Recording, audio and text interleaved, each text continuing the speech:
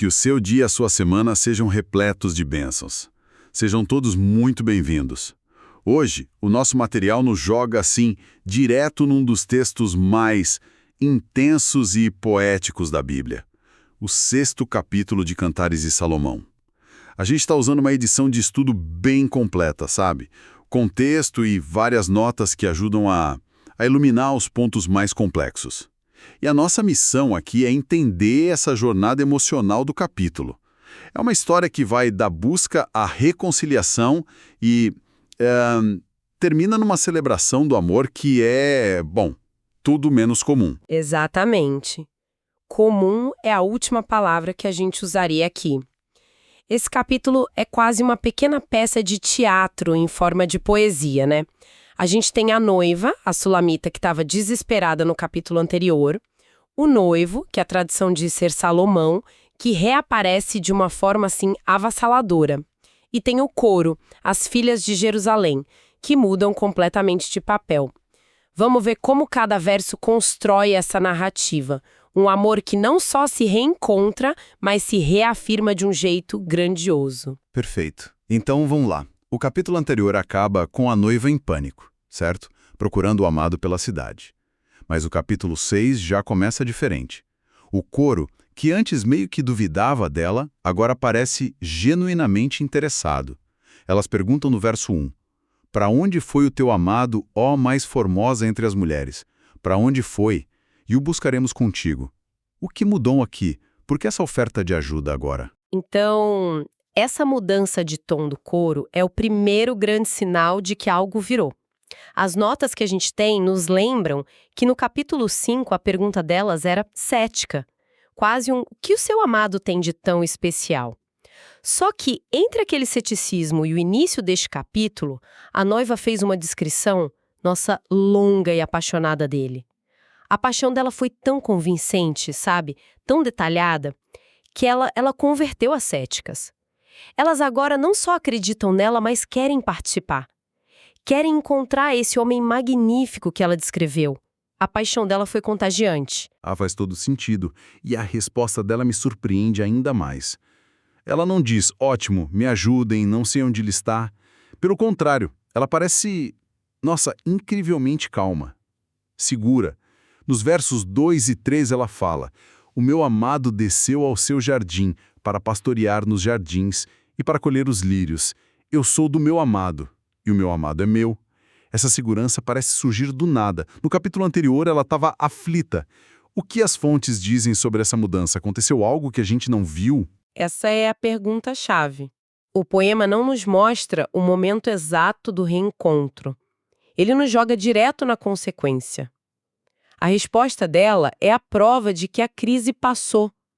Ela não está mais procurando. Ela sabe exatamente onde ele está e o que está fazendo. A metáfora do jardim é super recorrente em Cantares, simbolizando o espaço de intimidade deles, de amor. Em alguns momentos, o jardim é a própria noiva. Então, quando ela diz que ele desceu ao seu jardim, uau! Há uma camada de significado muito íntima aí. Ela está dizendo, ele voltou para mim, para o nosso lugar. Entendi. Então a reconciliação já aconteceu. E essa resposta dela é a confirmação. E essa frase, eu sou do meu amado, e o meu amado é meu, é como o selo dessa certeza toda. É mais do que um selo, é o coração do livro.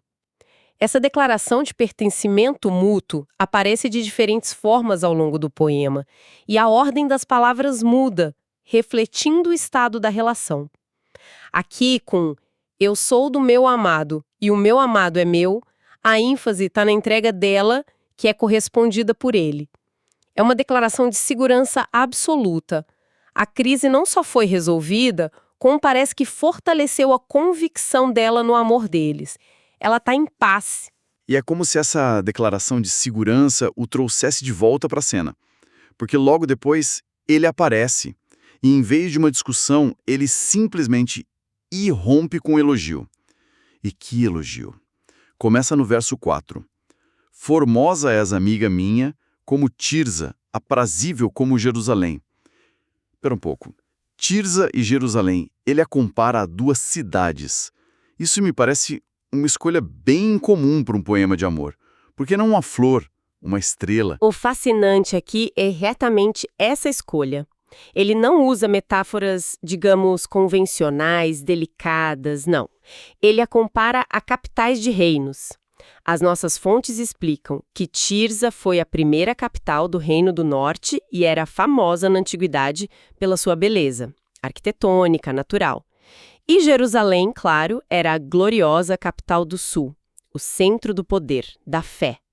Ao fazer isso, ele eleva o amor deles do plano pessoal para o épico. É como se ele estivesse dizendo: o meu amor por você, a sua beleza, tem a importância e a magnificência de uma nação inteira. Não é algo pequeno, privado. Exatamente. A beleza dela não é só para ele. É algo de magnitude histórica, de importância nacional. Ele está colocando ela no mais alto pedestal que a cultura da época poderia conceber. É uma declaração quase política. Ele, o rei, declara que a beleza dela rivaliza com as joias da coroa do seu reino. E logo em seguida vem a parte que me soa ainda mais estranha. Formidável como um exército com bandeiras. Eu entendo a ideia de uma beleza poderosa, mas um exército. Isso soa um pouco intimidador, sabe? Até agressivo para um poema de amor. Como as fontes conciliam essa força quase militar com o resto do poema? Essa é uma observação perfeita, porque essa imagem foi feita para chocar. Um exército com bandeiras desfraldadas é uma visão de poder organizado, de majestade. É uma força que impõe respeito e até temor. Ele está dizendo que a beleza dela não é passiva, não é frágil. É uma beleza que o conquista, que o subjuga. A presença dela tem um impacto avassalador sobre ele. Nossa, isso muda tudo. Não é a donzela delicada esperando para ser admirada. A beleza dela tem agência, tem poder. Precisamente, e isso fica ainda mais claro no verso seguinte, o 5, onde ele diz: "Desvia de mim os teus olhos porque eles me perturbam." É uma inversão fascinante do clichê romântico. Normalmente, o amado não consegue parar de olhar, né? Aqui, a beleza dela, especialmente o olhar, é tão intensa, tão poderosa, que ele precisa de um momento para se recompor. Ele está admitindo a vulnerabilidade dele diante dela.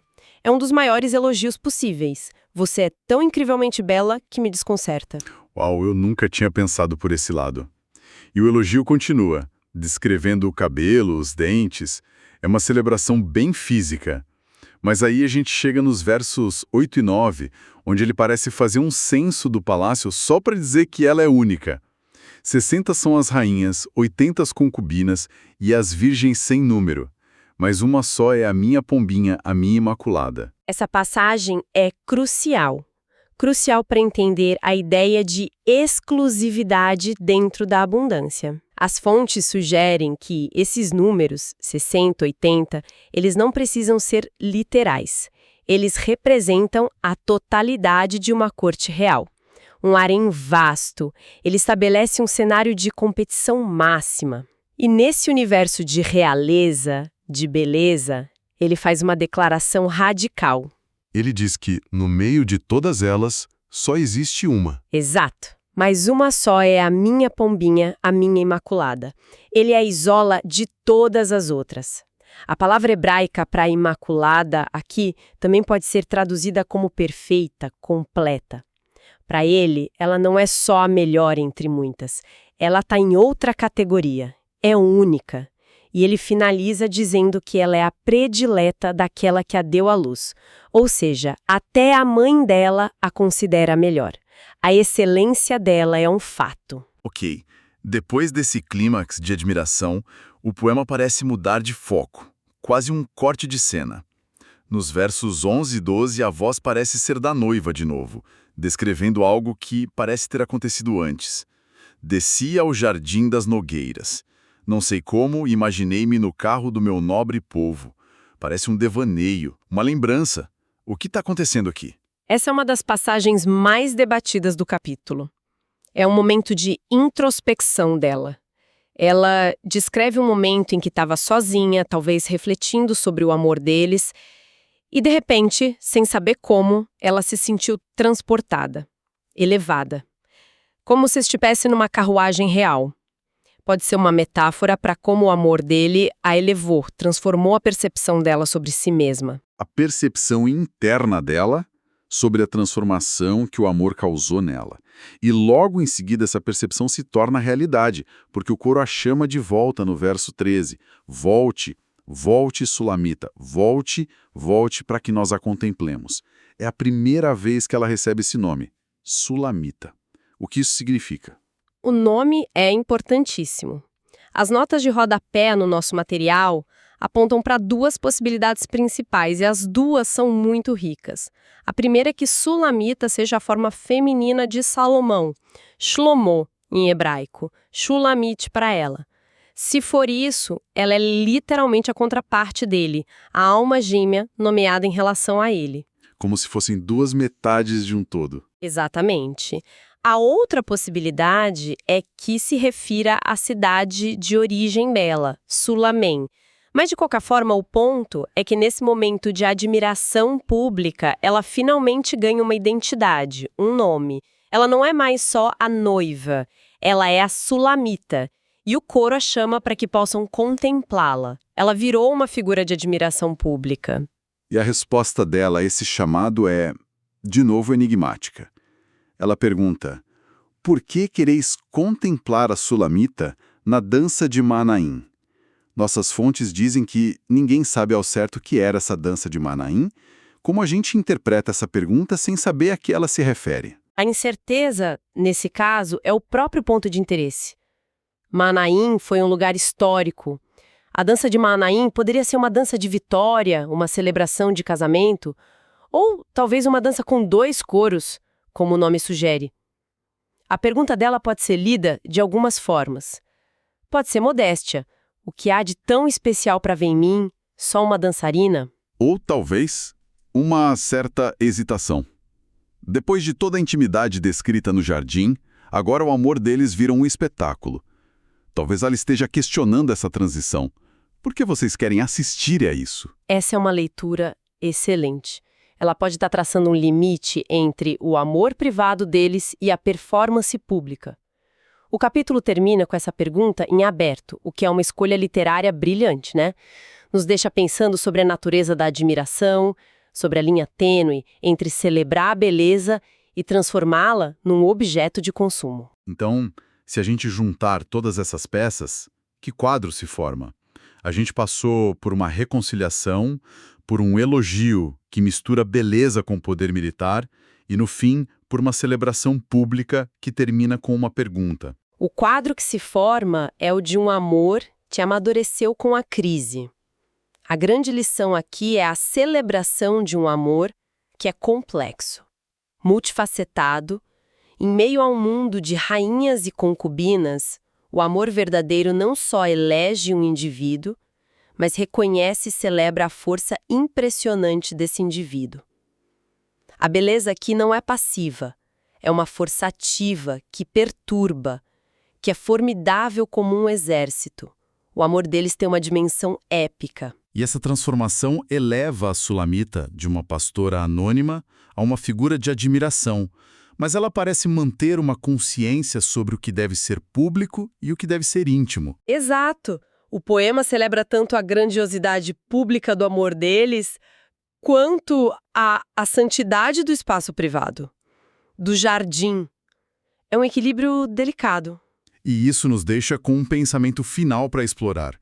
A poesia de Cantares usa a linguagem do amor romântico para tocar em temas muito profundos. Vimos o amor ser comparado à solidez de uma capital e à força de um exército. E isso me faz perguntar, em nossas vidas, como a gente expressa o valor daquilo que amamos? Usamos só uma linguagem de delicadeza, de afeto, ou também reconhecemos e celebramos a força, o poder e o impacto que as pessoas importantes têm sobre nós, a ponto de nos perturbar e nos transformar? Deus abençoe todos os ouvintes.